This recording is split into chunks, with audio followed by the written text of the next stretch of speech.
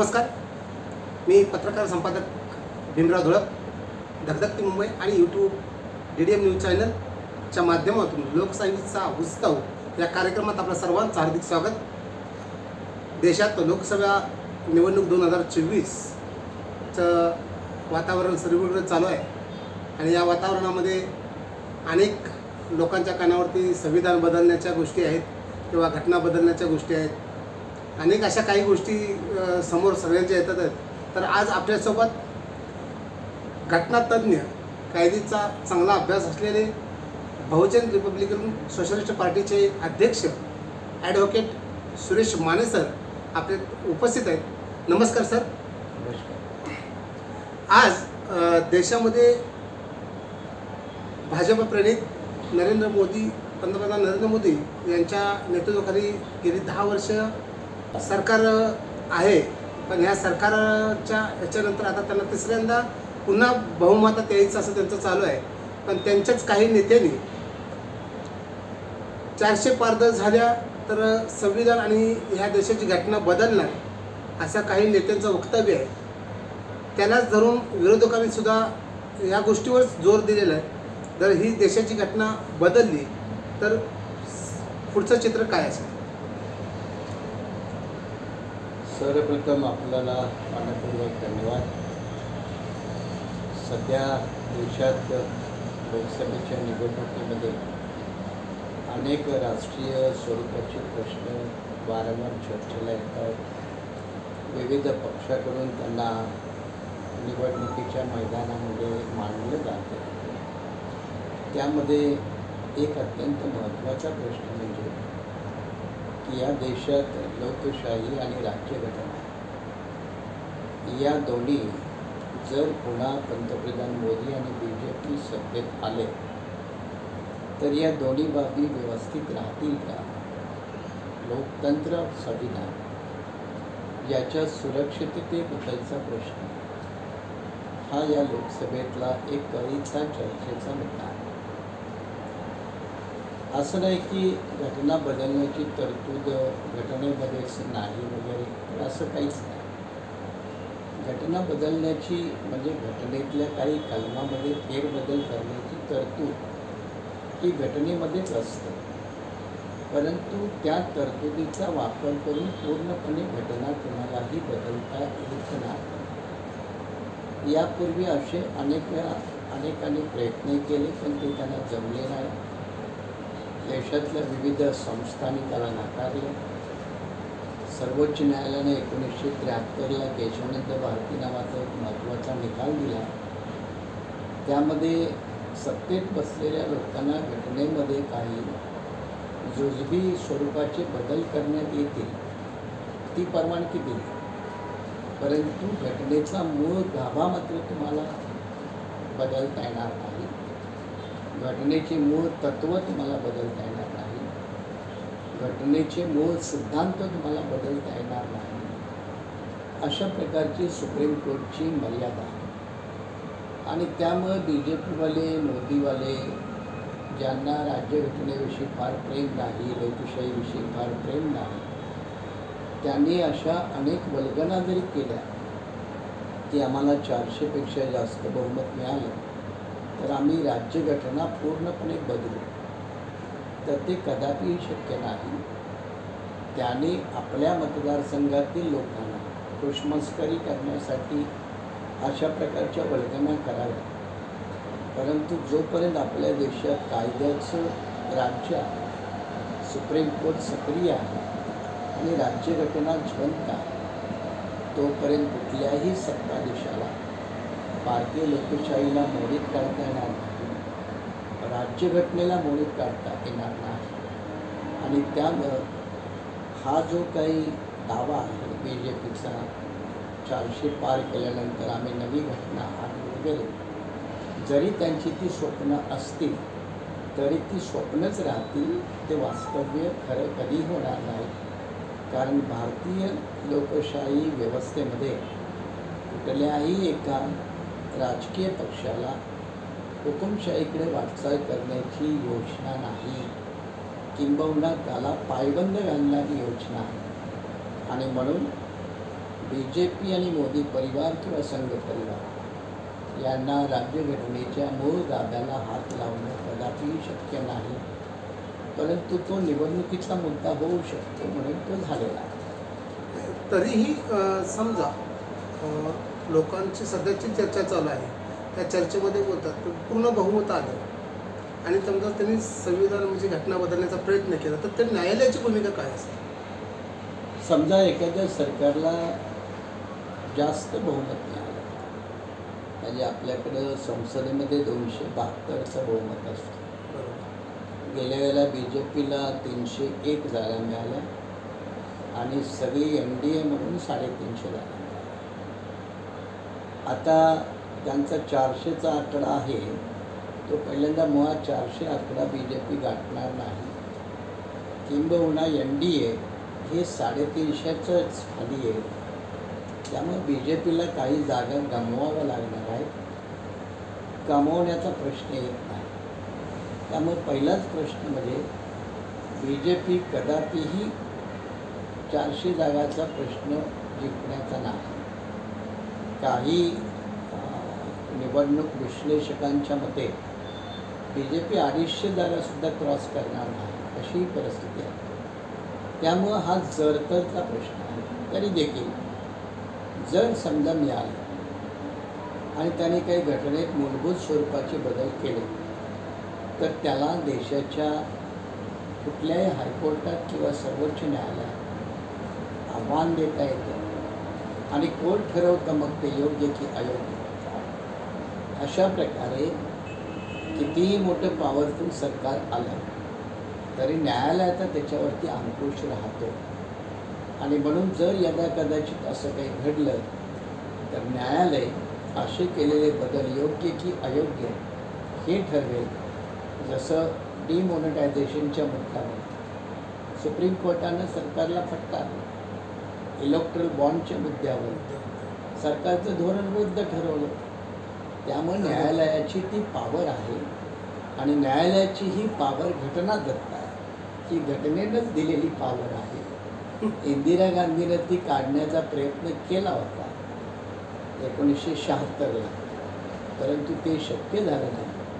त्यामुळे इंदिरा गांधीकडं प्रचंड बहुमत असताना त्यांनाही ते जमलं नाही. तेव्हा मोदी कितीही किंवा BJP कितीही हुकुमशाही व्यवस्थेची राजवटीची स्वप्न पाहत असतील तरी ते त्यांना शक्य होणार नाही, ही वस्तुस्थिती आहे. सध्या देशात हिंदुत्वाचा मुद्दा जास्त गाजायला लागला आहे. हिंदुत्वाच्या मुद्द्यावरती आपलं काय मत आहे? BJP ही सुरुवातीपासून धर्मनिरपेक्षतेच्या विरोधात आहे. BJPचं वैचारिक जे तत्त्वज्ञान आहे ते सावरकर, हेडगेवार, गोलवलकर हे जे काही हिंदुत्वाचे खंदे समर्थक आहेत त्यांच्या तत्त्वज्ञानावर आधारित आहे. अर्थात हेडगेवाराचं आणि सावरकरांचं हिंदुत्व ह्याच्यात सुद्धा थोडाफार फरक आहे, त्यामुळे ते एक आहे असंही नाही. परंतु इन जनरल RSS, जनसंघ आणि BJP हिंदुत्व हा त्यांचा एक पाया म्हणजे आणि हा देश हिंदूचा, ही भूमी हिंदूची, अशा प्रकारची त्याची मांडणी आहे. परंतु स्वातंत्र्यप्राप्तीनंतर भारतीय राज्यघटना आणि लोकशाही निर्मिताना श्यामाप्रसाद मुखर्जीसारखे कट्टर RSS वाले, हिंदू महासभावाले ते घटना समितीमध्ये होतेच ना, तरी देखील ते हिंदू राष्ट्र करू शकले नाहीत. म्हणजेच एका बाजूला राष्ट्र आणि दुसऱ्या बाजूला हिंदू अशी परिस्थिती 1949ला होती आणि ती आजही आहे. 1949ला थोडीफार पार्श्वभूमी वेगळी होती. देशामध्ये फाळणी झाल्या होत्या, दंगली झाल्या होत्या, कत्तली झाल्या होत्या आणि देश एकसंघ ठेवण्यासाठी सर्वधर्म समभाव किंवा धर्मनिरपेक्षता ज्याला आपण म्हणतो ती सांगड राज्यघटनेनं आणि राज्यघटनाकाराने जाणीवपूर्वक घातली. कारण भारत या देशात हिंदू किती राहतात हा जरी मुद्दा मोठा असला तरी इतर धार्मिक लोक ही कमी नाही. उदाहरणार्थ आपल्या भारतात जवळजवळ 19-20 कोटीपेक्षा जास्त मुसलमान. तेवढे मुसलमान पाकिस्तानात सुद्धा नाही.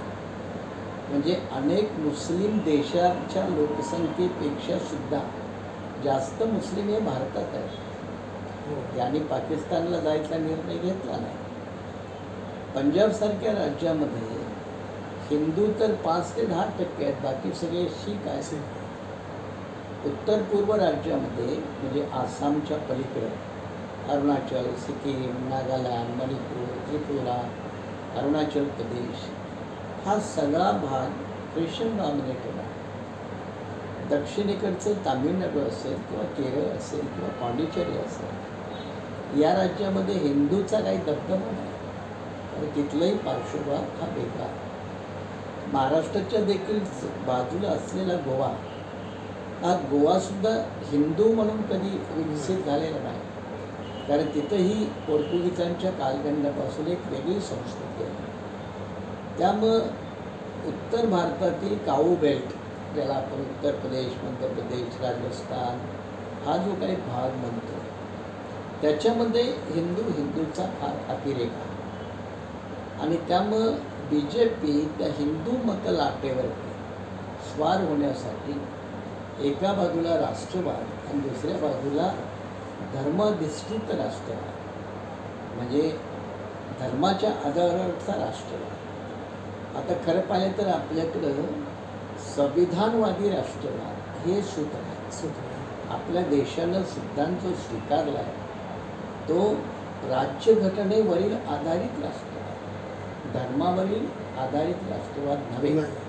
आणि त्यामुळं BJPचा राष्ट्रवाद हा धर्माधिष्ठित आहे. आणि म्हणूनच तो संविधानाच्या राष्ट्रवादाच्या संकल्पनेच्या विरोधात आहे.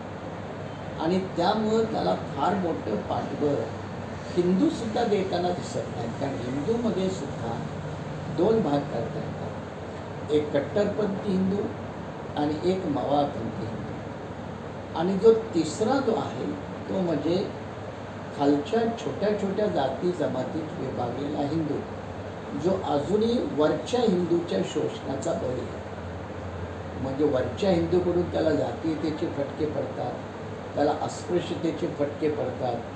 मग तो शेड्यूल कास्टमधला हिंदू असेल किंवा आणखीन एखादा जनरल कॅटेगरीतला भटक्या विमुक्तासारखा हिंदू असेल. हे हिंदू म्हणजे BJP संघपरिवाराचे हिंदू नाही. हा मुद्दा फार महत्त्वाचा आहे. हे हिंदूमधलं अंतर्गत डिवायडेशन जे आहे ते नीटपणे समजून घेतलं पाहिजे. आणि म्हणून मावावादी हिंदू हा काँग्रेसमध्ये रमतो, तो BJPत रमत नाही. आणि म्हणून तो BJPच्या हिंदुत्वाच्या भूमिकेशी सहमत नाही. तसंच दलितातल्या खालच्या जातीतला जो हिंदू आहे तो BJPच्या हिंदुत्वाच्या संकल्पनेच्या जवळ जात नाही. त्याचं कारण त्यालाही जातीचे आणि अस्पृश्यतेचे फटके पडत असतात. आणि त्यामुळं BJP संघपरिवाराचं जे हिंदुत्व आहे ते हिंदुत्व नसून ते ब्राह्मणत्व आहे. त्याला आपण ब्राह्मणिझम म्हणतो. मग महाराष्ट्रामध्ये प्रबोधनकार ठाकरे असतील, फुले असतील, शाहू महाराज असतील, बाबासाहेब असतील, त्यांनी या ब्राह्मणवादाच्या आधारावरच्यावरती जे कुठलं इझम असेल त्याला टार्गेट केलं होतं. आणि त्यावेळेला हिंदुत्व ही संकल्पना नव्हती. आणि म्हणून आता हिंदुत्व संकल्पनेच्या ऐवजी संघपरिवारसुद्धा आता सनातन धर्म ही कन्सेप्ट पुढं आणतो. कारण सनातन धर्म म्हणजे थोडंसं वेगळ्या पद्धतीचं, पण सनातन धर्मसुद्धा अस्पृश्यता, स्त्री पुरुष भेदाभेद, जातीयता, वर्गवर्चस्व अशाला जर मान्यता देत असेल तर त्याला भारतातील अनेक लोक मानत नाहीत. आणि त्यामुळं BJPला अभिप्रेत असणारं हिंदुत्व आणि देशातल्या हिंदूचं हिंदुत्व याच्यातसुद्धा एक फरक आहे. आणि त्यामुळं BJPचं हिंदुत्व एका बाजूला आणि सर्वसाधारण हिंदू माणसाचं हिंदुत्व दुसऱ्या बाजूला, हे BJPच्या वाटातला अडसर आहे. सध्या महाराष्ट्रामध्ये इंडिया आघाडीसोबत वंचितचे प्रकाश आंबेडकर सुरुवातीला आघाडीमध्ये सामील झाले, पण नंतर त्यांनी U-टर्न घेतला आणि आघाडीमधून बाहेर पडले. त्यांनी स्वतःचे कॅन्डिडेट आता उभे केलेले आहेत, उमेदवार उभे केलेले आहेत. त्याच्या पाठीमागे काही षडयंत्र. खरं म्हणजे प्रकाश आंबेडकरांचं राजकारण गेले 10-20 वर्ष हे एकतर आडगळीत पडलेलं होतं, बाजूला पडलेलं होतं. ते जिवंत झालं ते 1 जानेवारी 1918 2018 भीमा कोरेगावची दंगल. त्या दंगलीमुळं ते प्रकाशात आणि लाईमलाईटमध्ये आले. आता अजून महाराष्ट्र शासनाला शोधता आलं नाही की ती दंगल कुणी घडवली आणि त्या दंगलीचे सूत्रधार कोण आहे. त्यामुळं कुणाचंही सरकार येऊ द्या, मग महाविकास आघाडी असेल, BJP असेल, शिवसेना असेल, त्या दंगलीचे सूत्रधार कोण, त्या दंगली पाठीमागचे कलाकार कोण हे शोधण्यामध्ये अजूनही सरकारला अपयश आलं. आणि न्यायमूर्ती पटेल अजून नुसत्या साक्षी तपासणी पुरावेच गोळा करत बसला आहे. पण अशा अहवालातून काही निष्पन्न होत नाही आणि त्याला कायदेशीर मान्यताही राहिला. दुसरा मुद्दा, प्रकाश आंबेडकर हे जर प्रामाणिकपणानं खरंच फुले शाहू आंबेडकरी परिवर्तनाचं राजकारण जर करत असते तर ते 10-20 वर्षापूर्वीच महाराष्ट्राच्या नाही तर भारताच्या राजकारणात स्थिरावले असते. पण त्यांच्यानं ते झालं नाही, ही वस्तुस्थिती आहे. म्हणजे सोयीचं राजकारण म्हणायचं. परिणाम असं झालं की गेले 2019 पासून प्रकाश आंबेडकरांचं राजकारण हे भाजपाला पूरक राजकारण अशा पद्धतीची त्याची मांडणी आहे. ते 2019च्या लोकसभेमध्ये दिसून आलं, 2019च्या विधानसभेच्या निवडणुकीत दिसून आलं. आता 2019ला महाराष्ट्रात BJPला प्रकाश आंबेडकरांची गरज होती म्हणून त्यांना थोडीफार प्रसिद्धी म्हणा, आणखी मोठेपण म्हणा मिळालं आणि मतंही मिळाली, कारण उमेदवार पण बहुतेक ठिकाणी BJPने दिले होते. आता काय झालं महाराष्ट्रात, आता BJPला प्रकाश आंबेडकरांची तेवढी गरज वाटत नाही. गरज का वाटत नाही तर शरद पवारांचा राष्ट्रवादी अर्धा BJPकडे गेला, उद्धव ठाकरेंची अर्धी शिवसेना तिकडे गेली आणि त्यामुळं ते अर्धे झाले प्लस BJP आहे. त्यामुळे आता प्रकाश आंबेडकरांची गरज नाही. त्यामुळं यावेळेला प्रकाश आंबेडकर जे 2019ला काँग्रेस राष्ट्रवादीला शिव्या घालत होते ते यावेळेला मात्र मला काही करून तुमच्या लग्नामध्ये घ्या अशा पद्धतीचा आग्रह करताना अगदी घायकुतीला आल्यासारखे दिसत होते चित्र होतं. आता खरं म्हणजे गेल्या वेळेला 2019ला मी आणि ते दोघं बसून 3-3.5 तास चर्चा करून मी त्यांना म्हणालो होतं की आपण त्यावेळेला युती करूया, त्याचा महाराष्ट्राच्या राजकारणाला एक चांगला फायदा होईल. पण त्यावेळेला त्यांनी ऐकलं नाही आणि आता मात्र काँग्रेससोबत राष्ट्रवादीसोबत युतीच करायची अशा पद्धतीची त्यांनी भूमिका घेतली. पण त्या भूमिकेला बळी पडली ती राज्यातील महाविकास आघाडी. मग शरद पवार असतील, उद्धव ठाकरे असतील, नाना पटोले असतील, यांना प्रकाश आंबेडकरांना हँडल करण्यात अपयश आलं. म्हणजे प्रकाश आंबेडकरांना युती करायची नव्हती पण दाखवायचं होतं आणि यांनाही युती करायची नव्हती पण दाखवायचं. म्हणजे दोघाचाही ते उंदीर आणि मांजर हा जो काही खेळ असतो तो खेळ चाललेला होता आणि म्हणून जो काही परिणाम व्हायचा तो झाला. त्यामुळे प्रकाश आंबेडकर या निवडणुकीत आणखीन एका बाजूला पडल्याचं चित्र हे निवडणुकीनंतर दिसेल. परंतु महाविकास आघाडीने पण स्वतःचं नुकसान करून घेतलं. कारण आम्ही गेल्या वेळेला माझ्यासारखा पक्ष असेल, CPI असतील, CPM असतील, आता या घटक आम्ही सगळे 13-14 पक्ष होतो. घटक पक्ष जे आहेत 13 घटक पक्षांनी जे आता वेगळ्या 13-14 पक्षांना जर त्यांनी सामावून घेतलं असतं तर राज्यात महाविकास आघाडी आणखी मजबूत झाली असते. आता CPI 1-2 ठिकाणी वेगळे लढते, CPM लढते, BRSP आम्ही 25-30 जागावर लढतो. जनता दलानं BJPला पाठिंबा दिला.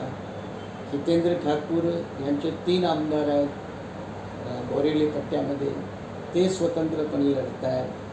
पुन्हा राजू शेट्टी ते स्वतंत्रपणे हातकणंगलेची जागा अपक्ष लढवत आहेत. मग शेवटी उद्धव ठाकरे, शरद पवार आणि काँग्रेसनं कमावलं कायच हा नेमका प्रश्न आहे. म्हणजे त्यांनी प्रकाश आंबेडकरांना गमावलं ही एक जरी बाजू धरली तरी इतर पक्षांना देखील त्यांच्यासोबत कमावण्यात अपयश आलं. त्यामुळं आजही बघा परभणीमध्ये CPI जागा लढवते, मी त्यांना पाठिंबा दिलेला. हिंगोलीमध्ये CPM आहे. आता CPM दिंडोरीमध्ये सुद्धा आता बंड करायला चाललेली आहे. इकडे सांगलीमध्ये काँग्रेस अंतर्गत बंड आहे. म्हणजे शेवटी शरद पवारासारख्या नेत्याला सुद्धा, अजून उत्तर मुंबईचा उद्धव ठाकरेला सुद्धा आणि काँग्रेसवाल्यांना सुद्धा, हा दक्षिण मध्य मुंबई असेल, दक्षिण मुंबई, उत्तर पश्चिम असेल, अशा कमीत कमी 10 ते 11 मतदारसंघामध्ये आपलं समीकरण मोठं करण्यात अपयश आलं. खुद्द शरद पवारांना त्यांच्या बारामती लोकसभा मतदारसंघात आता जशी पहिल्यांदा विजयाची 100% खात्री असायची तशी आता ती राहिली नाही. त्यामुळे शेवटी शरद पवारासारखा धुरंधर नेता असेल, उद्धव ठाकरेसारखा चांगला संघटक असेल आणि काँग्रेससारखं जुना पक्ष असेल तरी देखील या तिघांची परिस्थितीसुद्धा ही काय फार चांगली असं म्हणता येत नाही. पण तरी देखील गेल्या वेळेला शिवसेनेला महाराष्ट्रात 18 खासदार मिळाले होते, ते आता मिळणार नाही ही एक गोष्ट. राष्ट्रवादीला 4-5 मिळाले होते तर ते त्यांचे तेवढेच राहतात, त्यांचा काही डबल आकडा कधी होत नाही. काँग्रेसला 2019ला एकच जागा मिळाली होती चंद्रपूरची. त्यामुळे काँग्रेसला 3, 4, 5, 7 मिळाल्या तरी त्यांचा फायदा राहील. पण एकंदर BJPला जे महाराष्ट्रात गेल्या वेळेला 23 जागा मिळाल्या होत्या एकट्या आणि शिवसेना 18, असं मिळून ते 48 होतं. तर यावेळेला महाराष्ट्रामधलं BJPचं बहुमत हे कमी होईल, आकडा कमी होईल आणि त्याचा थोडासा फायदा हा BJPला होईल. मग बाकीचे कोणीही पक्ष असू द्या त्यांचं काही खातं उघडेल असं काही दिसत नाही. त्यामुळं महाराष्ट्रामध्ये BJP प्लस अलायन्स पार्टी आणि दुसऱ्या बाजूला महाविकास आघाडी यांच्यामध्येच 48 जागाची वाटणी होईल आणि त्याच्यामध्ये वाटणी झाल्यानंतर 25 ते 30 या दरम्यान BJP अडकेल आणि उर्वरित जागा या महाविकास आघाडीला मिळतील. म्हणजे BJPचं संख्याबळ एकूणच महाराष्ट्रात कमी होईल ही मात्र नक्की. म्हणजे ह्यामध्ये BJP सोबत आता एकनाथ शिंदे गेले, म्हणजे उद्धव ठाकरेंची अर्धी शिवसेना आणि राष्ट्रवादी शरद पवारांची अर्धी राष्ट्रवादी अजित पवार, मग ह्या दोघांना काय त्यामध्ये फायदा होण्याची शक्यता नाही. मी म्हणत म्हटलं की पहिल्यांदा BJPच्या 23 होत्या उद्धव ठाकरेच्या सोबत, बरोबर, एक प्रसंग शिवसेना आहे ना, आणि मग छोटे मोठे महादेव जानकर, ते मेटे वगैरे असे होते ना, असे मिळून ते सगळे होते. आता काय झाले, BJPकडं हे अजित पवार असतील, एकनाथ शिंदे असतील, जानकर असतील, आणखी कुणी असतील, रामदास आठवलेसारखे असतील, तर तरी देखील ते 30च्या पुढे नाही ना. म्हणजे गेल्या वेळेचे शिवसेना BJP मिळून 23 होते युतीची BJPवाले, तर ती संख्या 18, 19, 20वर येईल आणि मी पुढचे म्हटल्यानं 5-10 ते इतर पक्ष प्लस BJP असं म्हणून एक 30च्या जवळपास BJP 25-30च्या दरम्यान राहील आणि 18 ते 20-22 या प्रकारे महाविकास आघाडी राहील. म्हणजे एकूणच काय तर महाराष्ट्रामध्ये BJPला 2019च्या निवडणुकीच्या तुलनेत यावेळेला कमी जागा मिळतील, जरी त्यांच्याकडं अनेक पक्ष असले तरी. मला अजून एक प्रश्न विचारायचा, बसपाच्या मायावती यांनी उत्तर प्रदेशामध्ये आपलं स्वतःचं एक अस्तित्व निर्माण करून मुख्यमंत्रीपर्यंत मजल मारली. नंतर ते बसपाचं अस्तित्व त्या ठिकाणी आता दिसून येत नाही. तसंच जर महाराष्ट्रामध्ये आपले हा दलित, जसं त्यांनी दलितांच्या ह्याच्यावरती राजकारण करून मुख्यमंत्रीपद मिळवलं, तसंच आपल्या महाराष्ट्रातील आंबेडकरवादी जे आहेत सर्व रिपब्लिकन आहेत, आपली सोशलिस्ट पार्टी आहे आणि इतर पार्टी सर्व जर एकत्र आले तर आपला मुख्यमंत्री होऊ शकत नाही का? दोन्ही जमीन आसमानचा फरक आहे. पहिल्यांदा उत्तर प्रदेशामध्ये कांशीरामजींनी मायावतीच्या अगोदर ज्या बसपाची निर्मिती केली, पक्ष मोठा केला, त्यात दलित बहुसंख्य नव्हते, पण फक्त दलित नव्हते, इतरही लोक होते. मुद्दा आहे की दलित बहुसंख्य नव्हते. आणि उत्तर प्रदेशात तिथला चर्मकार बांधव किंवा जाट यांचीच लोकसंख्या ही 12-15% पुढे आणि एकूण शेड्यूल कास्ट हा 20%. त्यामुळे उत्तर प्रदेशचं दलित राजकारण म्हणजे महाराष्ट्राचं दलित राजकारण याच्यात जमीन आसमानचा फरक आहे. तिथे सुरुवातीपासून कांशीरामजींनी BSPच्या जडणघडण्याच्या कालखंडात, कारण माझं आयुष्य त्याला BSPतच घडलं, अनेक मुसलमान, अनेक बॅकवर्ड लोक, दलितातल्या इतर जाती ह्या बसपासोबत कांशीरामच्या काळापासून जुळल्या. त्याच्या जीवावर मायावती पुढे सरकली. मायावतीला ते टिकवता आलं नाही आणि मग मायावतीचा प्रवास बहुजन चळवळी करून परिवारवाद आणि प्रॉपर्टीवाद याच्याकडे जेव्हा सरकलं तेव्हा तिच्यावरती मग इन्कम टॅक्स, ED याच्या केसेस लागल्या आणि मायावती BJPच्या मोदीच्या पंजामध्ये अडकली. त्यामुळं तिथे BSP आता दिसत नाही, जसं तुम्ही म्हणाला ते. या तुलनेत महाराष्ट्रामध्ये मात्र बाबासाहेबांचं स्वप्न होतं की सगळ्या बहुजनांचा रिपब्लिकन पक्ष बनावा.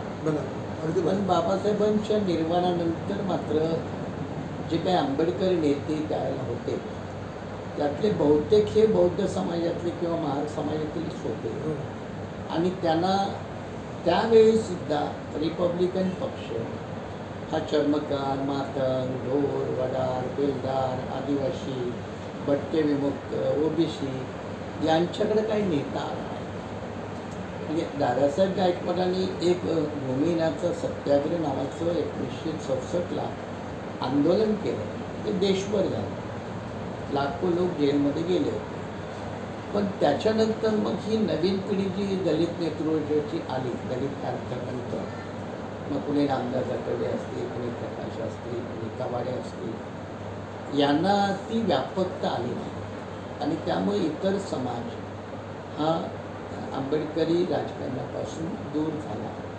मग तो शिवसेनेसारख्या हिंदू दलित या संकल्पनेखाली तो शिवसेनेत गेला, BJPत गेला, काँग्रेसमध्ये गेला आणि मग महाराष्ट्रात 13-14% जरी दलित असले तरी तो 7-8% हा इतर पक्षाकडेच असतो. कारण तो काय आंबेडकरी राजकारणाची वाटचाल करत नाही. मग तो हिंदुत्वाच्या नावानं असेल, OBCच्या नावानं असेल किंवा इतर धर्माच्या नावानं असेल. आणि म्हणून महाराष्ट्रामधलं दलित राजकारण जसं म्हणाला की मुख्यमंत्री होत नाही, तर ती 2019ला संधी आली होती आणि मी हेच गणित प्रकाश आंबेडकरला समजावलं होतं की त्यावेळेला 7-8 लोकसभेच्या जागा काँग्रेस द्यायला तयार होती. 7 जरी लोकसभेच्या जागा धरल्या तरी 42 विधानसभा आणि 42 विधानसभामध्ये तुम्ही 10-15 जरी आमदार निवडून आणले तरी महाराष्ट्रातला मुख्यमंत्री कोण होणार हे तुम्ही ठरवू शकता. अगदी बरोबर. हेच नेमकं मी प्रकाश आंबेडकरांना सांगितलं होतं की जे कांशीरामजींनी उत्तर प्रदेशात केलं ते तुम्ही इथे करू शकता. पण प्रकाश आंबेडकरांना हे करण्यामध्ये, घडवण्यामध्ये अजिबात इंटरेस्ट नाही. त्यांना काही कर्तृत्व सिद्ध करण्याची गरज वाटत नाही. गोरगरिबांचे प्रश्न सोडवण्यासाठी सत्ता गरजेची आहे. याच्यापेक्षा यांना फक्त निवडणुकीचं राजकारण करायचं असल्यामुळं प्रकाश आंबेडकर हे महाराष्ट्राच्या राजकारणातून एक चलती नाणं असलं तरी ते खोटं नाणं आहे. हे अनेक वेळा सिद्ध झालेलं आहे. आणि मला वाटतं 2024च्या निवडणुकीनंतर तर ते कदाचित भविष्यात बाद होण्याची शक्यता आहे. जशा मायावती उत्तरेत बाद होत बाद आहेत, झाली. तसे दक्षिणेत किंवा महाराष्ट्रात प्रकाश आंबेडकर देखील कालवाही ठरतील. शेवटचा आणि एक अंतिम प्रश्न विचारायचा वाटतो की मराठा समाजाचा जे आता आरक्षणाचा मुद्दा आहे, मागे मुख्यमंत्र्यांनी जी.आर. काढला आणि अध्यादेश काढून 10% आरक्षण दिले, ते पुढे टिकेल की नाही टिकेल, आणि आता मराठा समाजाची भूमिका काय आहे सर्व विषयात? आता पहिल्यांदा मराठा समाजाचं आंदोलन चालवणारे पहिले लोक वेगळे होते, हो, आताची लोक वेगळी. हा एक. दुसरं गोष्ट, पूर्वीच्या सत्ताधाऱ्यांनी आणि आजच्या सत्ताधाऱ्यांनी मराठा आरक्षणाचा वापर राजकारणासाठी केला ही गोष्ट खरी. तिसरी गोष्ट, 4 मे 2021 सुप्रीम कोर्टाचा निकाल आहे की मराठा मागासवर्ग नाही आणि त्यामुळं आरक्षणाला पात्र नाही. हे असं असताना महाराष्ट्र सरकारचा हा उपद्व्याप वारंवार कमिट्या नेमणं, अहवाल घेणं हेच मुळात चुकीचं आहे. उत्तर भारतामध्ये BJPनं 9 राज्यामध्ये जाट आरक्षण दिलं होतं. सुप्रीम कोर्टानं रद्द केलं. पुन्हा त्या राज्याने जाट आरक्षणाबद्दल प्रश्न केला नाही. गुजरातमध्ये पटेल हा समाज जसा महाराष्ट्रातील पाटील किंवा मराठा, तर पटेलांचं आरक्षण कोर्टाने रद्द केलं. म्हणून पुन्हा गुजरातमधल्या कुठल्या सरकारनं, इव्हन BJPच्या, पुन्हा पटेलांना आरक्षण द्या म्हणून काही कमिट्या नेमल्या नाही, निर्णय नाही घेतले, जी.आर. नाही. हा शहाणपणा मात्र महाराष्ट्रातल्या सरकारात नाही. अगदी अगदी बरोबर, अगदी बरोबर. मग ते कालचं सरकार असो किंवा आजचं असो, म्हणजे जो शहाणपणा उत्तरेकडच्या राज्यातल्या सरकारामध्ये आहे, गुजरातच्या सरकारमध्ये आहे, तो शहाणपणा महाराष्ट्रातल्या, ज्या महाराष्ट्राला पुरोगामी राज्य म्हटलं जातं, छत्रपती शिवराय फुले शाहू आंबेडकरांचा महाराष्ट्र म्हटलं जातं, त्या राज्याला हे राजकीय शहाणपण असू नये ही शोकांतिका आहे. म्हणजे आता मराठा आरक्षण जसं फेटा आलं तसं गेल्याच आठवड्यामध्ये मुंबई उच्च न्यायालयानं धनगर आरक्षण फेटाळलं आहे. हो, आणि केंद्रानं यापूर्वीसुद्धा धनगरांना आदिवासीचं आरक्षण देता येणार नाही. हे वारंवार दिल्लीतल्या NCBC किंवा शेड्यूल ट्राईब कमिशननी आणि ऑलरेडी रिपोर्ट दिले, तरी देखील महाराष्ट्रातले सत्ताधारी लोक महाराष्ट्रातल्या धनगरांना आदिवासीचं आरक्षण द्या, आदिवासीचं आरक्षण द्या, हे वारंवार धंदे करतात. हेच मुळात चुकीचे आहेत आणि हे लोकांची मतं लुटणं, समाजामध्ये दुही पसरवणं, एकमेकामध्ये जातीचं द्वेष पिसरवणं. कारण धनगरांना स्वतंत्र 3.5% आरक्षण आहेच ना, त्यांना धनगर म्हणून आरक्षण आहे ना, त्यांना आदिवासी म्हणून पाहिजे, ते मिळणं कायद्यानं शक्य नाही. तसंच मराठ्यांना सुद्धा हे इकॉनॉमिकली बॅकवर्ड क्लासचं आरक्षण 10% देशात आहे, याचा फायदा घेताच येतो. पण मराठ्यांना OBC म्हणून आरक्षण द्या, ही जी काय आता कोणी मागणी लावून धरते ती बिलकुल कायद्याला धरून नाही, घटनात्मक नाही, अवैध आहे. आणि हेच जर त्यांनी चालू ठेवलं तर मराठ्यांना कधीही आरक्षण मराठी म्हणून मिळणार नाही. म्हणजे आता सांगायचा मुद्दा असा आहे की आरक्षणाच्या वरती अजून एक आरोप आपल्या समाजावरती केला जातो, मागासवर्गीयांवर केला जातो, तुमचं आपलं बरं आहे, तुम्हाला आरक्षण आहे, तुम्हाला पटकन नोकऱ्या मिळतात, पण त्यांना आपलं शिक्षण का दिसत नाही? जे बाबासाहेबांनी त्यांना तेच म्हटलं ना की पूर्वी खालच्या जातीतल्या लोकांना वरच्या जातीचे लोक, म्हणजे महाराष्ट्रात मराठाच म्हणून आपण की म्हणायचे हे आरक्षण घेणारे म्हणजे दलित, हे सरकारचे जावई, हे गुणवत्ताहीन लोक, हो, त्यांच्यामध्ये मेरिट नाही. आज तेच मराठी आरक्षणाच्या लाईनीत घुसायला लागले. नंबर 1. नंबर 2 की महाराष्ट्रातल्या दलितामध्ये सुद्धा आरक्षणाचा फायदा जास्त कोणाला मिळाला? बौद्धांना मिळाला. चर्मकार, ढोर, वडार, बेलदार, मातंग यांना कमी मिळाला. त्याचंही कारण की बौद्धांनी आंबेडकरांसारखा नेता स्वीकारला आणि शिक्षणाची वाढ केली, म्हणून त्यांना नोकऱ्या मिळाल्या. अगदी बरोबर. आरक्षण कुणाला मिळतं? शिकलेल्या माणसाला मिळतं. तुम्ही फक्त जातीचं असून चालत नाही, चालत शिकावं लागतं. शिकावं लागतं. शिकला तर तुम्ही पात्र आहात. बाबासाहेबांचा मूल मंत्रच होता, शिका, संघटित व्हा आणि संघर्ष करा. म्हणून शिकल्याशिवाय आम्हाला मिळालंच नाही. त्याला पात्रताच येत नाही.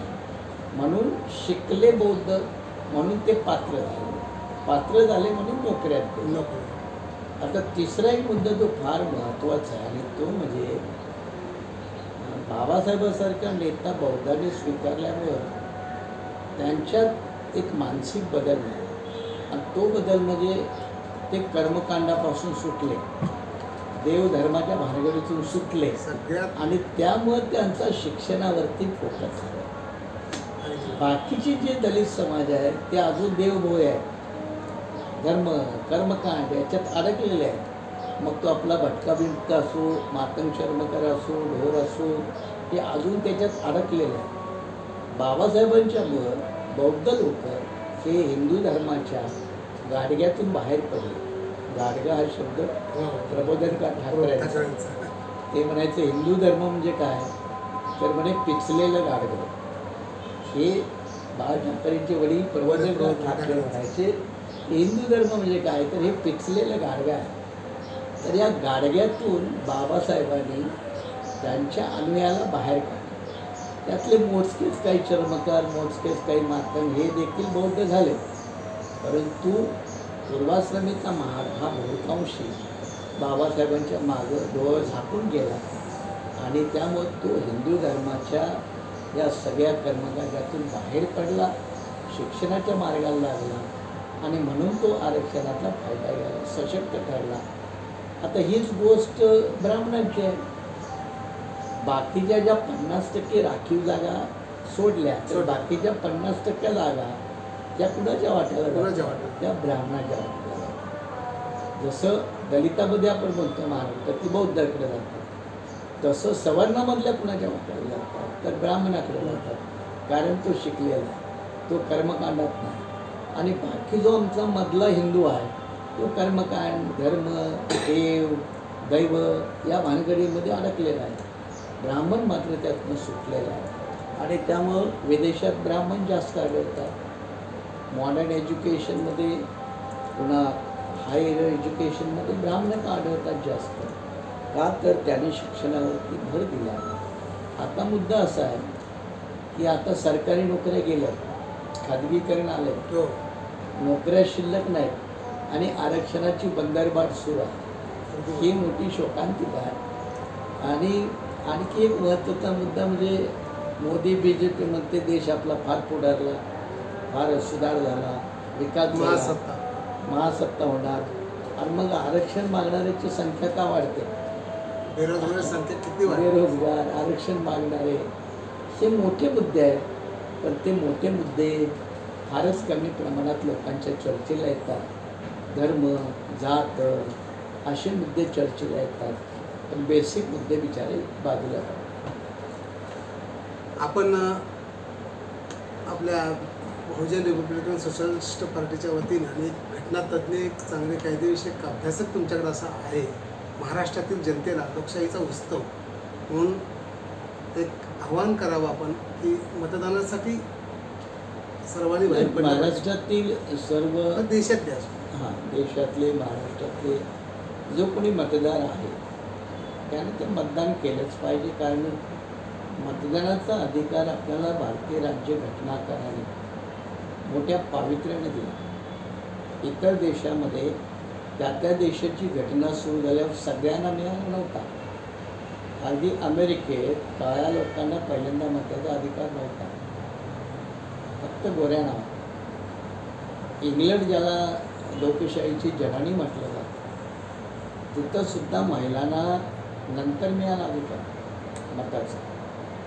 या तुलनेत बाबासाहेब आंबेडकरांनी सुरुवातीपासून म्हणजे 1916 साली त्यांनी सगळ्यासाठी मताचा अधिकार ही भूमिका स्वीकारली, ती त्यांनी राज्यघटनेत उतरवली.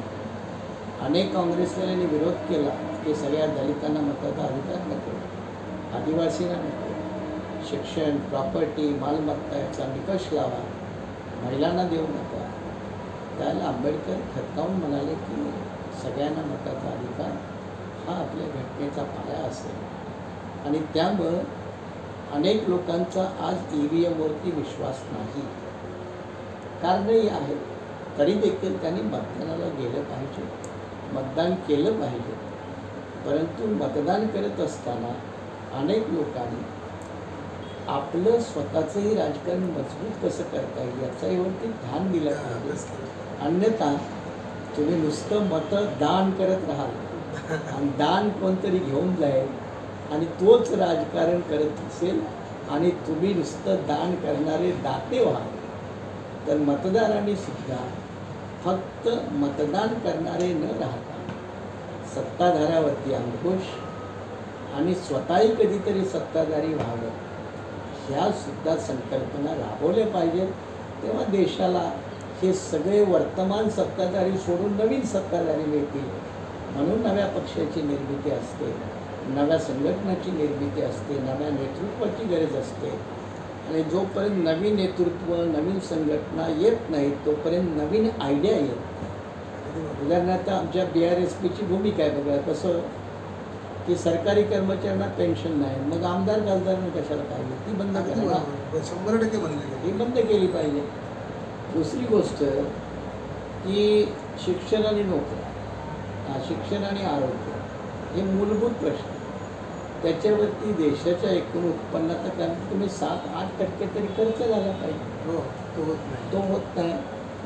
किंवा आपल्या देशात जमीनदारी नष्ट करण्यासाठी जमीनदारी सिलिंग कायदा आहे. आता म्हणणं असं म्हणजे मी पक्षातर्फे ते मानलं आहे की आता आपल्या देशात खूप संपत्ती कमी लोकांच्याकडे एकवटली आणि त्यामुळे देशाच्या संपत्तीचा बॅलन्स गेला.